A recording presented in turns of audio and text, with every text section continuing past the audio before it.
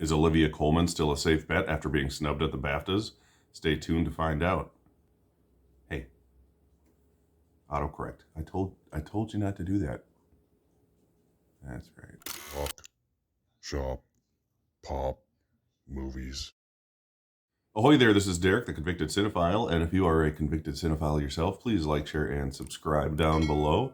On this channel, I like to talk, shop, and pop, open that is, movies and physical media. Today, I will be doing my official actual final Oscar nomination prediction video. I told you that they would change. The BAFTAs really threw them for a loop, even more so than I expected. And we'll get into that. These are my official Gold Derby predictions, I'm going to say. If you don't do Gold Derby and you're interested in awards shows and stuff, go on there and sign up. It's fun as hell. We're just going to go in order of the sheet here.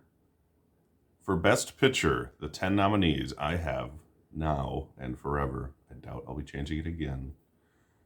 Licorice Pizza, Dune, Power of the Dog, Belfast, King Richard, Don't Look Up, West Side Story, Coda.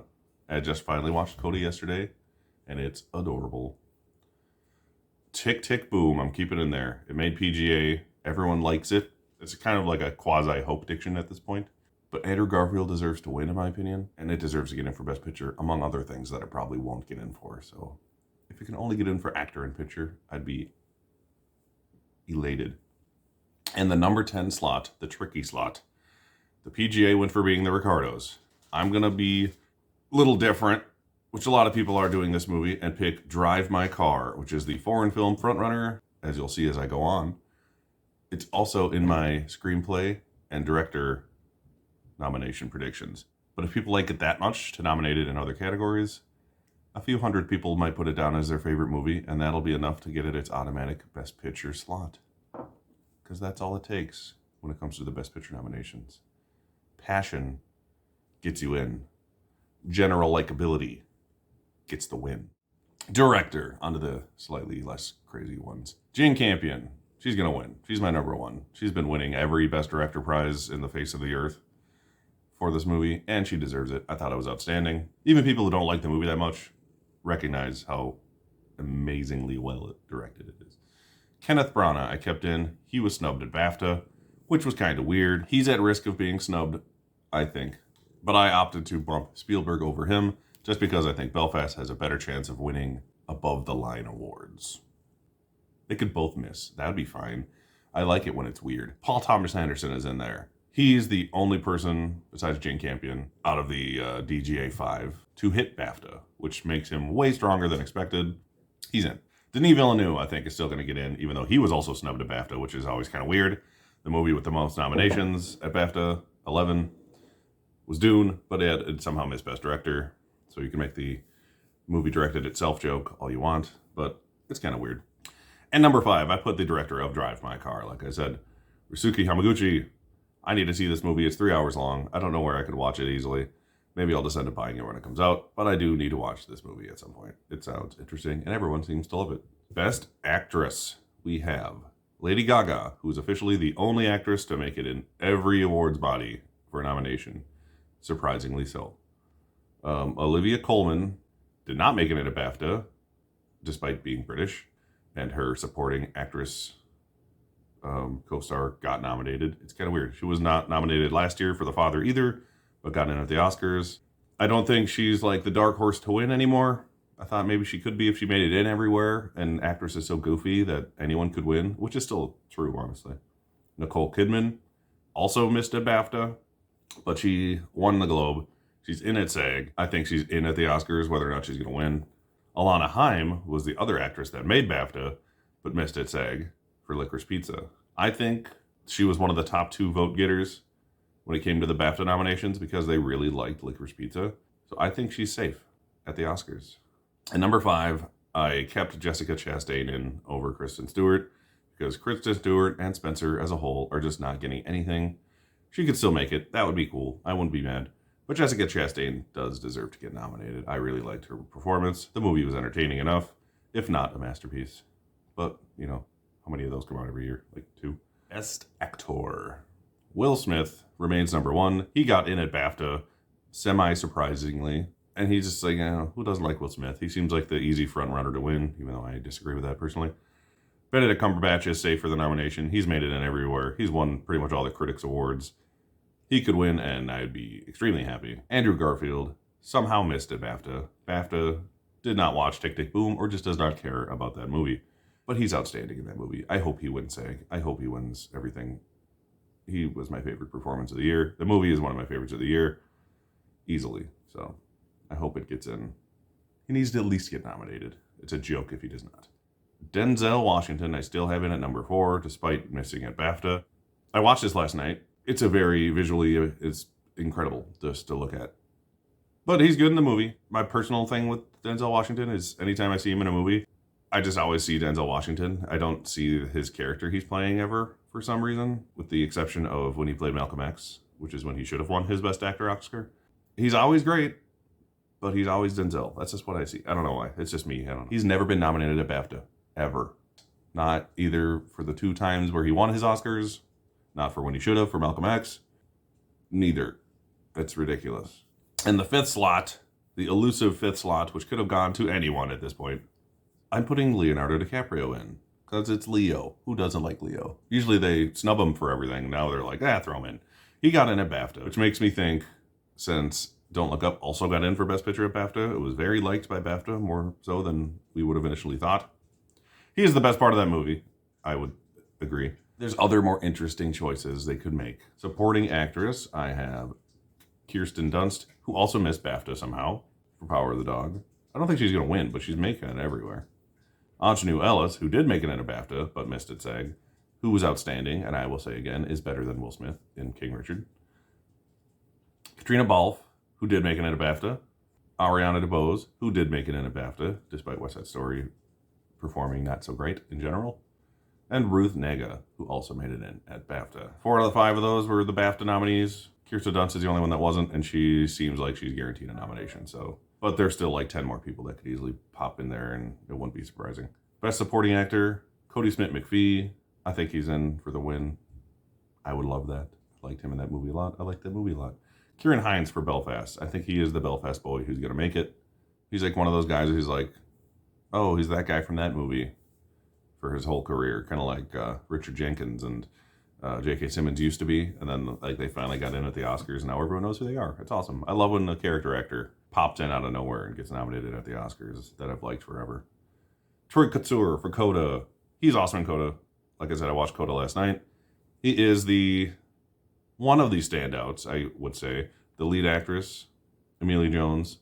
If she gets in at Best Actress, which she easily could, she made it in at BAFTA, would not upset me in the slightest. I don't think she'll get in because she's only gotten BAFTA so far, but that's a good thing to get. If you're going to get 2 things, BAFTA and Oscars are like the thing to get. But yeah, he's made it in everywhere. He's a damn good actor and did a damn good performance. He hits you right in the feels, which is... Coda is probably the only movie this year that has done that, so good for them. And I have Bradley Cooper in here for Licorice Pizza. All the acting categories are weird this year, which makes it fun. Like there's 1 or 2 things in each category that could miss, and you'd be like, yep. And he needs even more nominations, because God forbid he ever wins, right? And then Mike Feist for West Side Story. He snuck in at BAFTA. I thought that was cool. He's sort of a Hope Diction, but I could see him getting in easier than Jared Leto, because everyone raves about Mike Feist's performance, and everyone just kind of like giggles when they mention Jared Leto's like goofy performance. Just because you're the most entertaining performance of a movie does not mean you're necessarily the best performance in a movie or a good performance in general. There's a difference. It's the objective subjective argument there. He's a great actor. I like the guy. Screenplays. Adapted screenplay. Power of the Dog is the easy one in here. I think that's going to win. I'd be amazed if something else did at this point. Unless they just go hard on Drive My Car or something and it sweeps like freaking Parasite did or something. Which, this movie's not Parasite. Coda for adapted screenplay. It is adapted from a French film. Which is neat. The Lost Daughter, I think we'll get in here. It is a very well-made, very well-written movie for Maggie Gyllenhaal.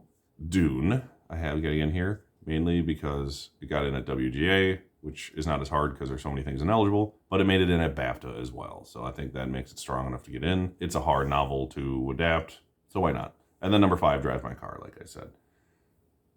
If it misses picture, I think it's still going to get in a director and screenplay. Original screenplay. Licorice Pizza, I think, is in it to win it based on the BAFTA nominations. Do you think it'll be that or Belfast? If anything else wins, it'd be like a miracle. Don't Look Up is getting in here. Belfast, like I said. Being the Ricardos, I think this is its safest nomination, probably, even more so than Nicole Kidman, because at least this got in for screenplay at the BAFTAs. And everyone likes Aaron Sorkin's writing. He's a great writer. He missed for Steve Jobs after winning the Golden Globe for it, though, so you never know. And I like that movie a lot more than I like Being the Ricardos. So, and then King Richard. That's the same. That's just the BAFTA 5. It's like I didn't expect them to go for King Richard so much, and that got in at the BAFTA. So if it can get in at BAFTA, it can get in at the Oscars easily. There's more original screenplays that could easily get in. There's no lone screenplay nominee, which there has been for like the last 20 years, I think. Meaning there's a movie nominated for screenplay that's not nominated for any other award.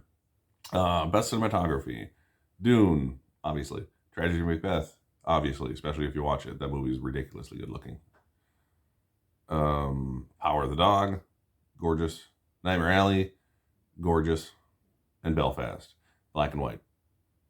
I mean, I haven't watched the movie, so I can't account for anything beyond that. But there's always something black and white that sneaks in based on the fact that it's just black and white. Tragedy of Macbeth is as well, but that movie has some serious cinematography going on, if you know what I mean. Best costume design. Cruella. If it gets anything, it's going to be this. Dune. Everyone wears the same costume, but they look cool. House of Gucci. Makes sense. Nightmare Alley. It got in there at the BAFTAs and at the Guild, I believe. So why not? It might get 3 nominations. It'll be the same 3 that it got at BAFTA. It does have awesome costumes, and it's a gorgeous movie. Visually, in every aspect, Nightmare Alley is outstanding. And then I have Cyrano in there, because it's just the kind of movie that gets in, and it got in at the Guilds and at BAFTA. It makes sense. There's a few other things that could sneak in there, and why not? Like I said, I like to be surprised. I don't like being wrong, unless it's something I wanted to get in does, obviously. Film editing. The next most important thing after acting, picture, and director and screenplay. Belfast. Dune. Power of the Dog. This missed at BAFTA for editing, but it's good to have if you want to win Best Picture, and it made it in at the Editing Guild, so I think it's safe enough. Licorice Pizza made it in at BAFTA, and No Time to Die made it in at the Guild and BAFTA as well.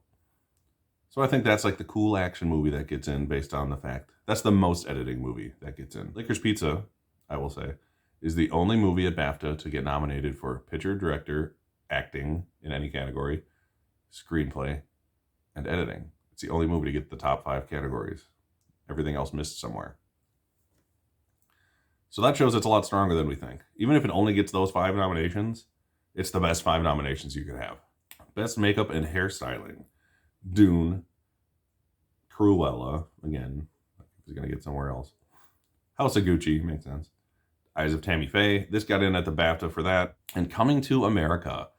It did not go in at BAFTA. I would never expect this to get in at BAFTA, but it has outstanding prosthetics, and it got a couple different nominations at the makeup guilds. So they know it's good, and they're the ones nominating these people. Best production design. Nightmare Alley. This should win, honestly. I have a feeling Dune's just going to sweep all the techs.